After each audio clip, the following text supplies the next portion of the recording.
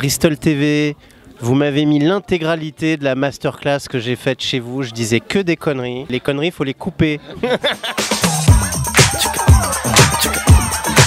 Check it out.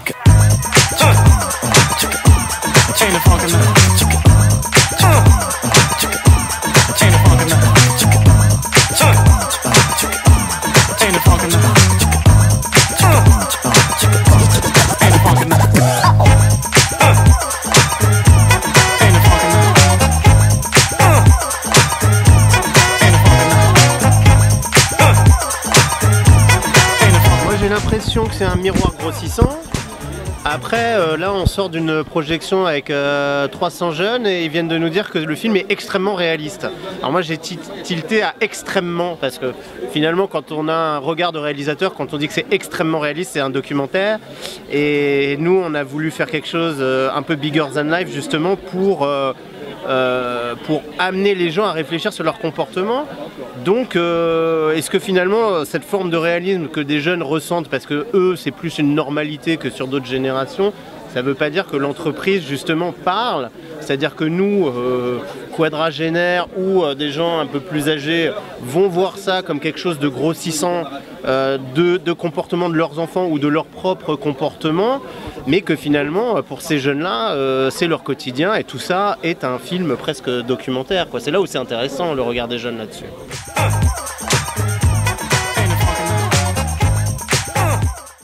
Alors oui, moi j'ai l'impression qu'il y a des gens qui sont très très sensibles aux critiques justement de leur travail sur internet, qui scrutent un peu tout ce qui peut se dire. C'est vrai que moi ça a pu m'arriver, mais en même temps c'est juste, voilà, c'est comme le comportement d'un automobiliste quand il est protégé par son pare-brise, et ben finalement il s'exprime avec les gens qui sont dehors de façon beaucoup plus libre que si on était dans la rue l'un en face de l'autre, et que finalement ce virtuel-là, ça permet juste aux gens d'exprimer certaines rancœurs. Je pense que faut pas y donner plus d'importance que ça, et voir l'être humain dans ses faiblesses autant que dans ses qualités, et que, en tout cas moi, j'y attache pas plus d'importance que ça. Ce qui est vrai, c'est que là on sort d'une projection super avec voilà, 350 personnes qui nous ont fait un super accueil, mais mon premier réflexe cet après-midi, ça va quand même être d'aller sur internet pour voir s'il y a des traces de cela, voir si justement les deux mondes communiquent. Voilà, le vrai, ce qu'on appelle la vraie vie jusqu'ici, et puis le monde digital, est-ce qu'ils se rejoignent, voilà. Et c'est vrai qu'aujourd'hui, nous on est dans une génération, on a beaucoup opposé ces deux mondes-là, et on rentre dans un monde où ces deux mondes sont quasiment le même en réalité, et il va falloir s'habituer à ça, pour le meilleur et le pire.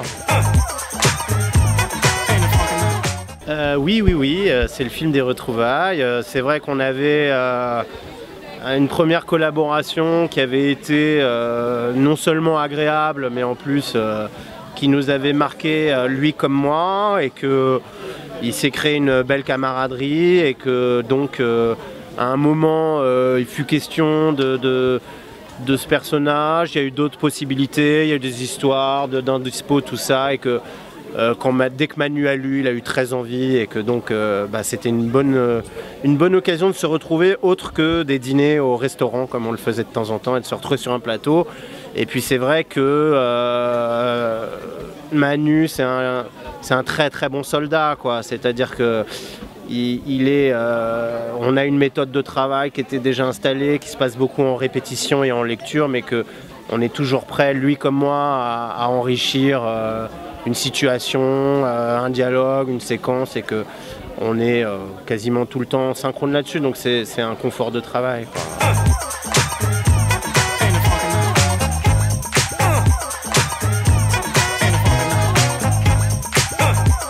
C'est déjà le cas, c'est-à-dire que les deux mondes aujourd'hui n'en font plus qu'un. Si on coupe Internet, on crée un état d'urgence immédiat. Si on diffuse des fausses informations, on change la face du monde. Avant, en fait, on pouvait toucher une personne ou une communauté. Aujourd'hui, on peut toucher tout le monde par Internet. C'est un truc qui a changé, c'est que désormais, on peut vraiment déstabiliser à des échelles sans ampleur par le passé. Donc c'est évident que le monde change, la guerre, du coup, change aussi, le terrorisme aussi.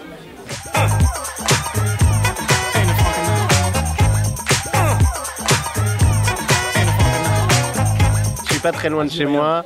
Ce qui m'a amené à faire ce métier, c'était le sentiment de ne pas trouver ma voie dans mes études, d'avoir plein de camarades qui avaient eux trouvé leur voie en faisant l'ESRA de Nice et d'observer un peu ce qu'ils faisaient, de lire leurs scénarios et de m'y impliquer par envie et par amitié. Et donc une cinéphilie qui n'était pas évidente parce qu'on n'avait pas tous les films à Nice et que même à la médiathèque on ne trouvait pas toutes les cassettes vidéo. Donc moi j'en ai pas parlé à ces jeunes-là, mais chaque fois que j'interviens ou que je parle à des jeunes qui veulent faire ça, ils ont quand même un accès aux œuvres qui est formidable. À l'époque, moi, je l'avais pas et j'avais quand même envie d'y aller. Et donc, c'est vrai qu'à partir du moment où j'ai commencé à avoir accès à certains films et où justement j'avais accès à certains scénarios par mes amis étudiants à l'ESRA et que je voyais qu'en faisant une suggestion, eh ben, ça changeait quelque chose dans leur projet et que c'était donc possible, et ben, il y a un moment où je me suis dit, allez, on y va et on essaye. Et puis ça s'est bien passé. Voilà.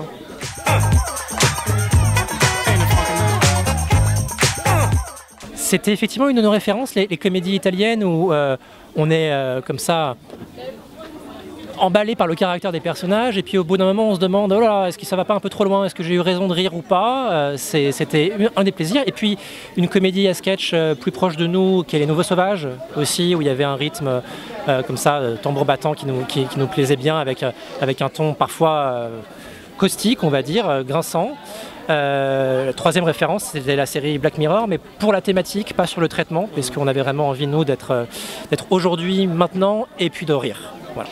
Alors moi, je voudrais dire quand même, parce qu'on nous parle souvent de la tradition d'Ino Risi, les comédies italiennes, tout ça. Moi, j'ai grandi avec des films à sketch français qui sont pour moi des références absolues et dont on ne parle jamais.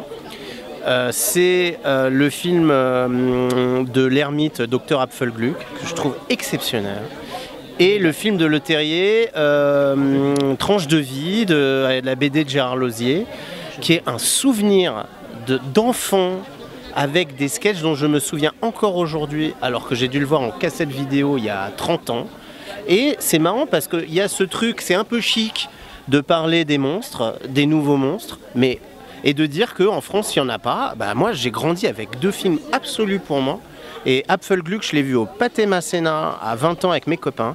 Et on avait appris que le film ne marchait pas du tout. Et on avait même voulu écrire à Thierry Lhermitte pour lui dire qu'il ne fallait pas qu'il soit triste, parce que le film n'avait... Je ne sais même plus si on l'a fait ou pas.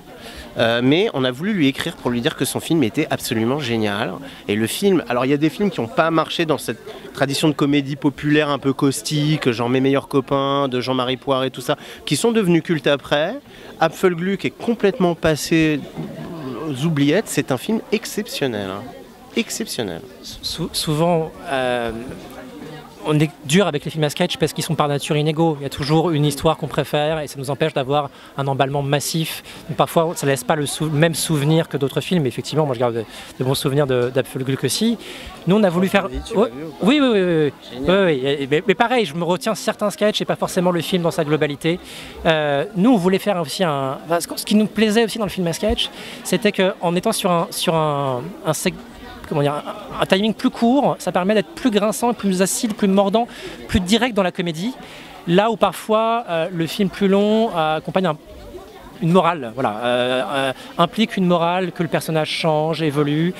Et on n'avait pas forcément besoin de ça, on voulait rester au plus près du comique.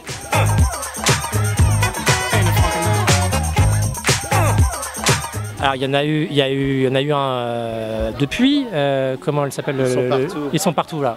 Le film d'Yvan Attal qui est inégal aussi. Et dans Les Infidèles, il y a beaucoup de bonnes choses aussi. Oui, enfin non, parce que nous on s'amusait à l'écrire. Après, en tant que producteur pour le financement, oui, ça faisait peur. Parce qu'effectivement, les gens regardent les derniers films à sketch et les opposent plutôt contre nous. Voilà. Mais on a réussi à surmonter ça et on espère qu'il y aura plein d'autres films à sketch derrière nous, ça voudrait dire qu'on a réussi. C'est formidable, il y a un super public, moi je viens depuis très longtemps, ils diffusent mes cours, mes films et tout, et c'est toujours un bonheur de venir.